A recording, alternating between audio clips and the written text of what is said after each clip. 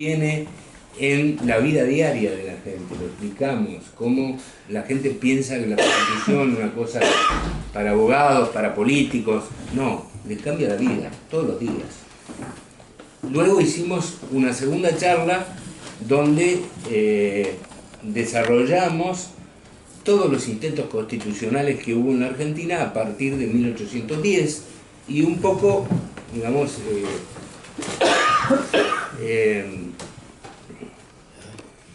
salimos de ese lugar común cuando se estudia historia, que parece que, bueno, sí, la revolución de 1810, que conservamos la soberanía de Fernando VII, pero nunca nos lo explican bien por qué. Después no, nos damos vuelta y declaramos la independencia, nos dimos cuenta de eso. Y de la Constitución no se habló, porque Rosas no quería, hasta que finalmente vino Urquiza y dijo sí, la Constitución. Bueno, nada de eso es cierto, no es así, lo vimos la charla anterior. Hubo muchos intentos constitucionales, no solamente los que registra y que va un poquito más allá en el estudio, 1817, 1826, hubo otros también, y hoy sí, hoy vamos a ver la Constitución de 1853. Y acá hay otro tema, ¿no? Hace pocos días hablaba con una persona comentando sobre este curso,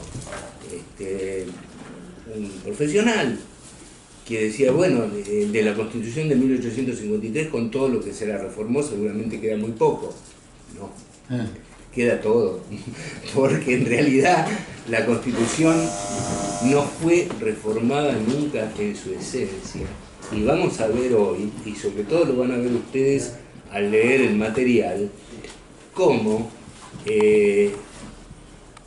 la mayoría de la Constitución, quizá 75-80% de su articulado, conserva la misma redacción que le dio Alberdi, no ya la que aprobó el constituyente de 1853, sino la que le dio Alberdi en su proyecto, porque, como decía antes en la introducción, se produce la caída de Rosas, en muy poquito tiempo, 40, 50 días, Alberdi produce este libro, Bases y Puntos de Partida para la Organización Política de la República Argentina, así lo tituló.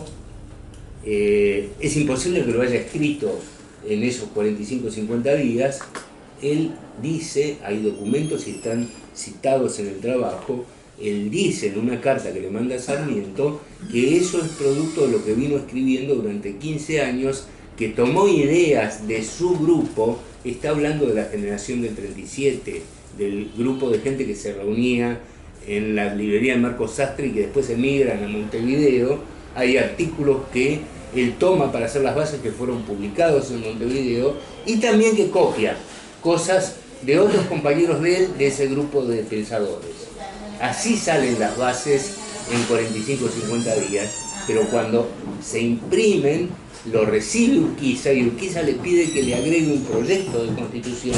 Él agrega ese proyecto de constitución y el que pueda leer ese proyecto de constitución va a encontrar que hay artículos que están exactos a la letra vigentes hoy.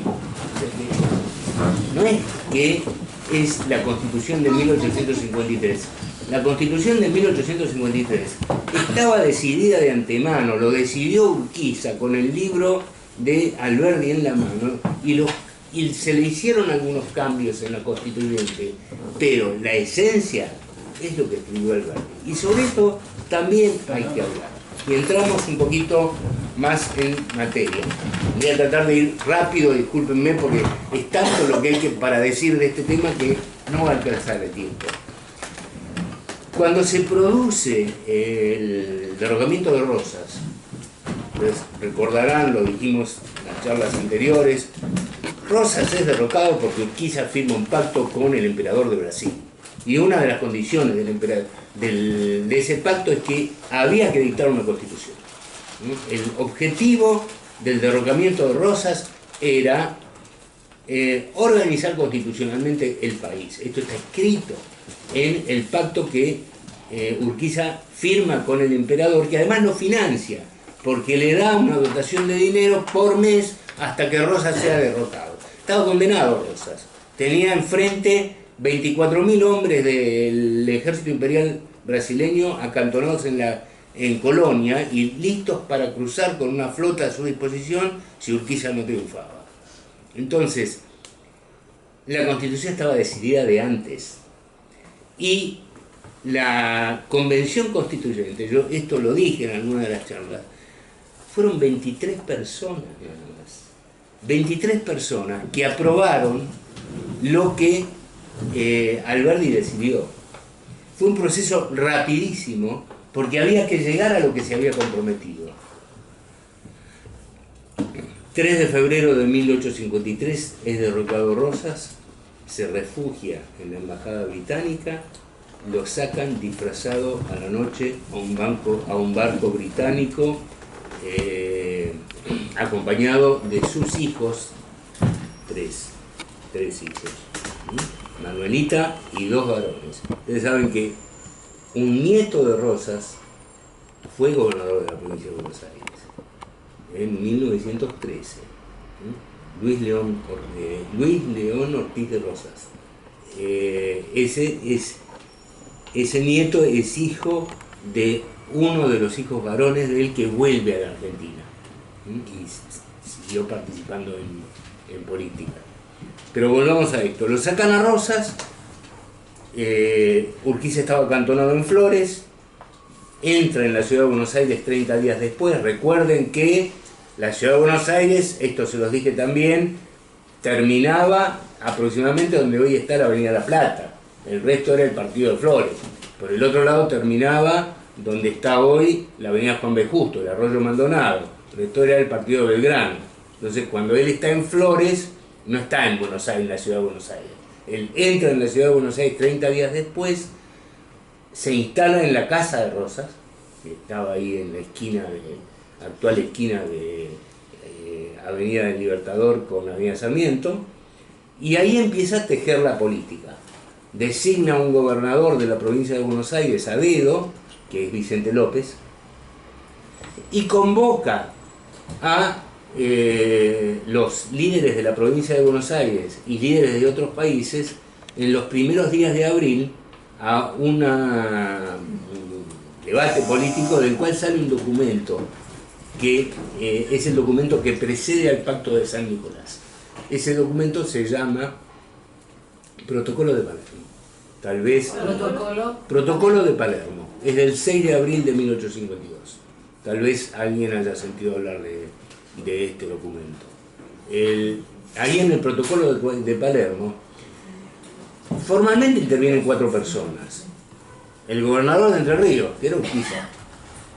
El gobernador de Buenos Aires, que lo había puesto Urquiza y mandaba a él porque estaba con sus tropas ocupando la provincia, Vicente López. El gobernador de Santa Fe y el gobernador de Corrientes. Y estos 4 firman que le dan a Urquiza el cargo de director de la Confederación con facultades para avanzar en el proceso de constitucionalización. En realidad firmó Urquiza solo, porque el 50% de los 4 era él mismo, él y su alter ego, que era Vicente López y Planes, que era un empleado de él, en esas circunstancias. Sigue el Acuerdo de San Nicolás. El Acuerdo de San Nicolás es el que convoca a la Convención Constituyente. Y el Acuerdo de San Nicolás tiene una cláusula que hay que destacar, que se establece que los convencionales que venían de las provincias a la convención no podían traer instrucciones de las provincias. Esto está escrito, lo van a encontrar en la transcripción de ese artículo y aparte lo pueden leer si acceden a el texto del Acuerdo de San Nicolás que está en internet.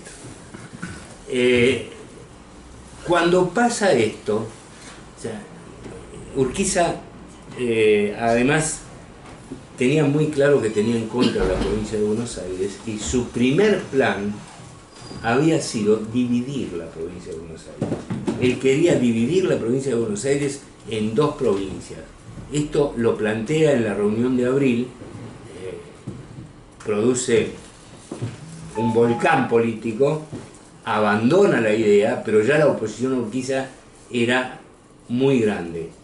Cuando se firma el acuerdo de San Nicolás, a los pocos días se produce un levantamiento militar en Buenos Aires que o sea, la gente, los que lideraban, los líderes políticos de ese levantamiento militar, que eran emigrados que habían vuelto de Montevideo, convencen de alguna manera, digo esto porque no hay pruebas de un soborno, pero todo indica que lo hubo, convencen a un regimiento correntino que estaba acantonado en Buenos Aires y estaba disconforme con Urquiza, y con ese regimiento correntino toman la ciudad, cercan a las tropas de Urquiza. Urquiza se había ido de Buenos Aires para abrir las sesiones del Constituyente, y separan a la provincia del resto del país.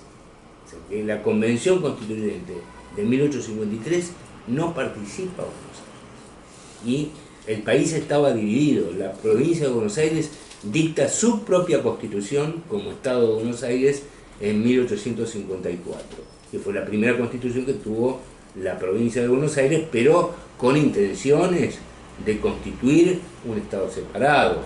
¿Sí? Ahí, al margen lo digo esto, ustedes saben que en la historia hubo, es muy conocido, un partido autonomista. ¿Sí? ¿Por qué partido autonomista? Porque tenían la idea de constituir un Estado separado del resto de las provincias argentinas, y ellos en la Constitución de 1854 dicen que los límites de su Estado de Buenos Aires van desde el Océano Atlántico hasta la cordillera, y desde el Arroyo del Medio, que los separa de Santa Fe, hasta el lugar donde la cordillera se mete en el mar, es decir, Tierra del Fuego. El proyecto de ellos era constituir un Estado nacional separado, quedándose con toda la Patagonia.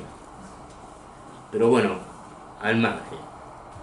Se reúne la Convención Nacional Constituyente y sale la Constitución que vamos a empezar a estudiar. En la charla anterior, yo les señalé que cuando uno compara la Constitución de 1819 y la Constitución de 1826 con la Constitución de 1853, advierte de inmediato que le falta a esas dos constituciones un dispositivo económico. Correlato del artículo 4 de la Constitución, que es el mismo artículo 4 de 1853, que dice cómo se forma el Tesoro Nacional, no hay en esas dos constituciones. Correlato de los primeros incisos de lo que hoy es el artículo 75, facultades del Congreso, que le da facultades en cuanto a la tierra pública, en cuanto a los impuestos que puede sancionar. Eso en las constituciones de 1819 y 1826 no está. La gran innovación de Alberdi es que él sí piensa en un sistema económico en la Constitución, y él sí piensa que su proyecto político se debe basar en un sistema económico, y trata de precisarlo lo más posible. Y lo interesante de todo esto es que ese sistema económico del que habla Alberdi en las bases es el mismo que está vigente hoy. Y hay muchas cosas que están en el debate de la agenda pública hoy que si las pensamos en clave del pensamiento de Alberdi, para el cual escribió la Constitución, y nos llevamos una sorpresa, porque, a ver, Alberdi habla, empieza la obra interpretativa del sistema económico de la Constitución, que es Sistema Económico y Rentístico de la Confederación Argentina. Él empieza esa obra definiendo los 3 factores de la producción en la teoría económica: capital, tierra y trabajo. Y después sigue diciendo qué puso él en la Constitución para que el sistema de Adam Smith funcione en la Argentina. Cómo debía ser tratado el capital, cómo debía ser tratado el trabajo, y acá me refiero no a el derecho al trabajo del artículo 14, que es otra cosa, eso es libertad de empresa, sino el trabajo asalariado. Habla Alberdi de esto, e incluso toma distancia, hace una crítica del socialismo. No se olviden de que Alberdi la Constitución la escribió en base a artículos que redactó desde 1837 en adelante hasta 1852, y le da el toque final, la compila en 1852, y en 1848 se había producido en Europa una serie de rebeliones obreras. Incluso es el momento en el cual Carlos Marx y Federico Engels publican el famoso Manifiesto Comunista, 1848, y él habla de eso en su obra, en las bases. Y él hace una definición muy clara del sistema que quiere para la Argentina, ¿no? Vamos a empezar por los 3 factores vamos a dedicarle algunas frases a cada uno de los 3 factores de la producción. Vamos a empezar por la tierra. La cuestión de la tierra en la Constitución argentina es fundamental. Es el origen básico del Tesoro Nacional. La venta o locación de las tierras públicas. Las tierras públicas eran todas las tierras que habían pasado de la colonia a la soberanía, no vamos a decir nacional. Ustedes conocen que hubo un proceso en el cual la soberanía pasa a las juntas, y en las ciudades donde había juntas que se forman alrededor de los cabildos son las que van a formar las provincias. La soberanía entonces pasa de el monarca español, cuando se deciden a que no va a haber más monarquía, a las autoridades locales, que por un breve tiempo fueron los cabildos, después ya fueron a partir de 1820 las provincias, y la tierra en la colonia era de propiedad personal del monarca. O sea, el rey, teóricamente, era dueño de toda América. Y esto era herencia del sistema feudal. Ustedes saben que en el sistema feudal hay una estructura piramidal de la sociedad, donde de Dios sale el otorgamiento de soberanía a los reyes. Como Dios es el rey del universo y los reyes son soberanos que invocan a Dios como fuente de su soberanía, son ellos los propietarios de sus dominios, y ellos empiezan a firmar o a constituir pactos feudales con señores feudales, donde te concedo la tierra al cambio de que me defiendas. Pero ese concepto de que la tierra era del monarca permanece, y cuando se produce la revolución eso está ahí. O sea que había, por supuesto, gente que tenía extensiones de tierra rural, pero no las tenía en propiedad, porque eso no existía en la colonia. Las tenía como concesión del monarca. O sea que cuando se produce todo el proceso independentista, la tierra era en su enorme mayoría pública. Y durante todo el periodo de 1810 hasta 1852, esto no había sufrido grandes cambios. O sea que la tierra pública era una extensión importantísima. Además, en Buenos Aires, ustedes conocen la ley de enfiteusis de Rivadavia. Una breve referencia a esto. Rivadavia necesitaba plata para financiar la guerra con el Brasil. Y la banca inglesa, la Baring Brothers, le pidió algún tipo de garantía real por la plata que le iban a prestar. Hipotecó toda la provincia. Pero después tenía otro problema. No podía vender la tierra, porque la tenía hipotecada. Entonces, si no podía vender la tierra, ¿cómo hacía para traer colonos y que produzcan? Enfiteusis.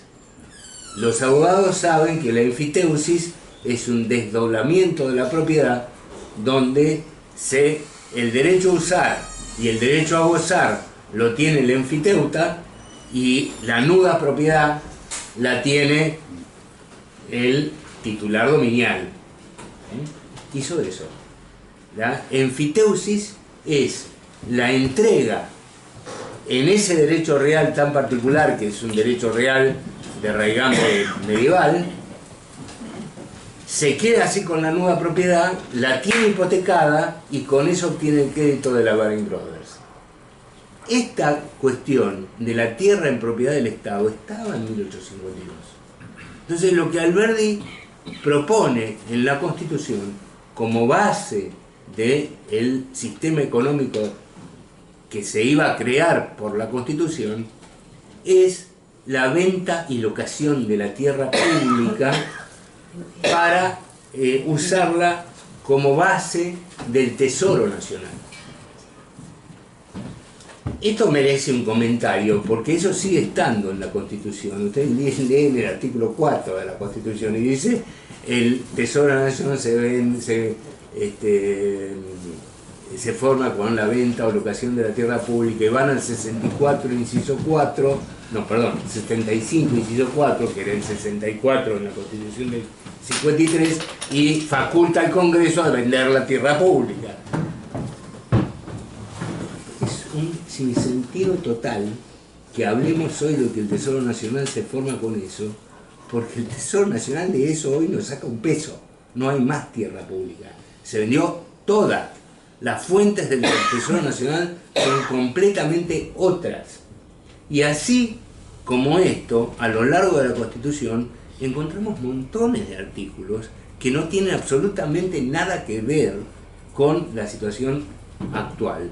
Otro, y se van a dar cuenta, o sea, hasta para sonreír, la renta de correos. En la época de Internet, ¿de qué estamos hablando? Eso está en la Constitución. El Tesoro Nacional se forma con la renta de correo, dice el artículo 4. Cuando Alberdi explica la cuestión de la tierra, se refiere a dos grandes cuestiones de las que hay que hablar. Una, la tierra pública que ya estaba en poder de las provincias, pero la otra era el territorio indígena. La enorme extensión de territorio indígena que en ese momento era hacia el sur una línea que comienza por el río Salado, o sea, el efectivo ejercicio de la soberanía del Estado sobre el territorio terminaba en Chascomús, un poquito más lejos que eso, y una línea que pasaba por el sur de Córdoba, por el sur de San Luis, por el sur de Mendoza. Todo lo que había para abajo era territorio indígena y había un par de puertos, estaba Carmen de Patagones y había algo un poquito más al sur, pero nada más que, digamos, un puerto sobre la costa. El resto era territorio indígena.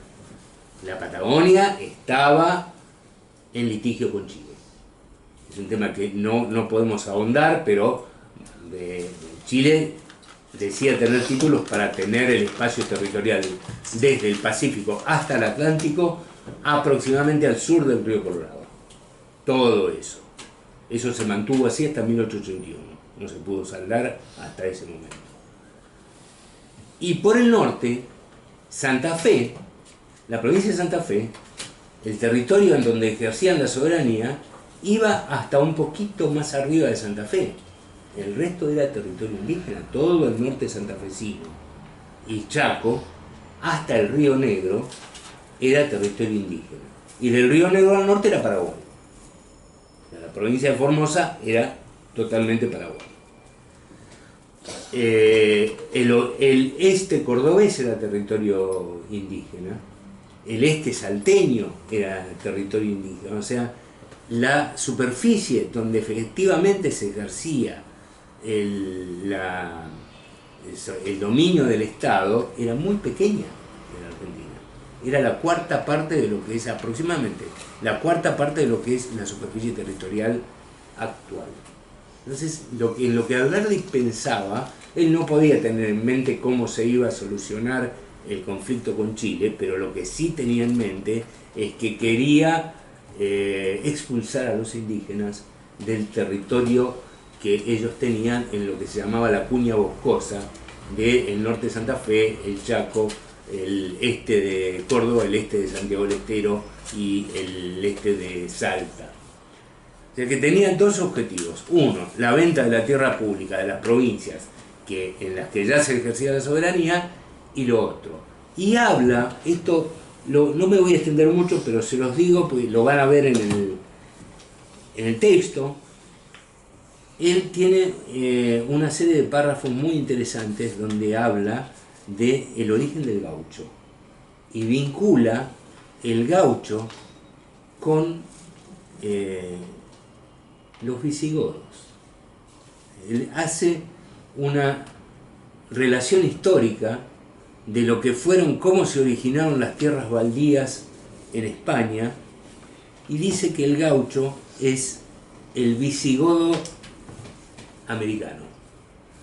Y dice además del gaucho que es vago, que no sirve para el trabajo. O sea, hay un rechazo muy manifiesto de él al gaucho, y él reconoce que el gaucho es la base de las clases populares argentinas. Era un sujeto elitista, aristócrata. Vamos a hablar un poquito del trabajo. Era esclavista Alberdi tiene un párrafo en la Constitución, ¿no? Ubíquense ustedes, 1852, hubo esclavitud en Brasil hasta 1888, la famosa Ley Áurea de Don Pedro II de 1888, y hubo esclavitud en los Estados Unidos hasta la 13ª enmienda, que es de 1865, si no recuerdo mal. Sí, 1865 la 13ª enmienda, la de Lincoln.